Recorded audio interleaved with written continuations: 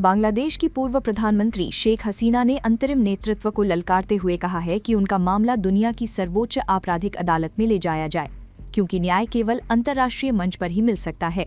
CNN news 18 को email interview में हसीना ने अंतरिम मुख्य सलाहकार मोहम्मद यूनुस से आग्रह किया कि कार्यवाही हेग स्थित अंतर्राष्ट्रीय आपराधिक न्यायालय में ले जाई जाए, ये कहते हुए कि निष्पक्ष जांच केवल वहीं संभव है। हसीना ने बांग्लादेश के इंटरनेशनल क्राइम्स ट्रिब्यूनल के फैसले पर तीखी प्रतिक्रिया दी, जिसने जुलाई के प्रदर्शनों से जुड़े कथित मानवता विरोधी अपराधों के लिए उन्हें मौत की सजा सुनाई।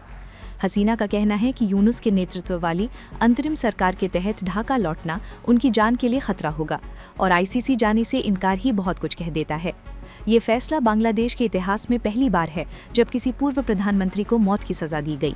विडंबना ये है कि इसी ट्रिब्यूनल की नींव बरसों पहले हसीना ने ही रखी थी, जिसे उनके अपदस्थ होने के बाद बदला गया। हिंसक अशांति के बीच हसीना देश छोड़कर नई दिल्ली पहुंची, जहां उन्हें शरण मिली। ढाका ने कई बार प्रत्यार्पण की मांग की, लेकिन भारत ने उन पर कोई कार्यवाही नहीं की। भारत की भूमिका पर पूछे जाने पर हसीना ने समर्थन के लिए आभार जताया। हसीना का कहना है कि जवाबदेही अंततः अंतर्राष्ट्रीय दबाव और बांग्लादेश में लोकतंत्र की बहाली से आएगी। उन्होंने अंतर्राष्ट्रीय मानवाधिकार संगठनों द्वारा इन कार्यवाहियों की निंदा का हवाला दिया। अंतरिम व्यवस्था के तहत भारत से रिश्तों पर उन्होंने आशावादी रुख अपनाया और इसे अस्थायी चरण बताया।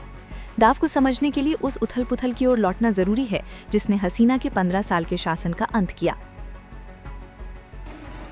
विवादित नौकरी कोटा व्यवस्था के विरोध से शुरू हुए प्रदर्शन सत्तावाद, चुनावी धांधली और आर्थिक दबाव के आरोपों के बीच राष्ट्रीय आंदोलन में बदल गए।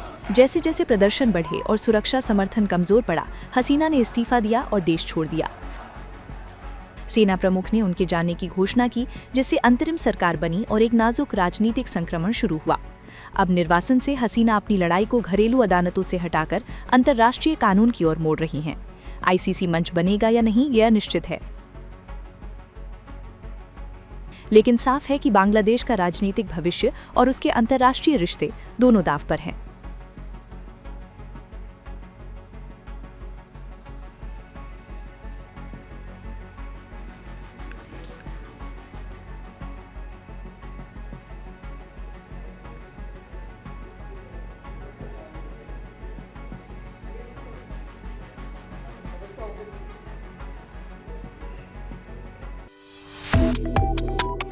Subscribe to One India and never miss an update. Download the One India app now.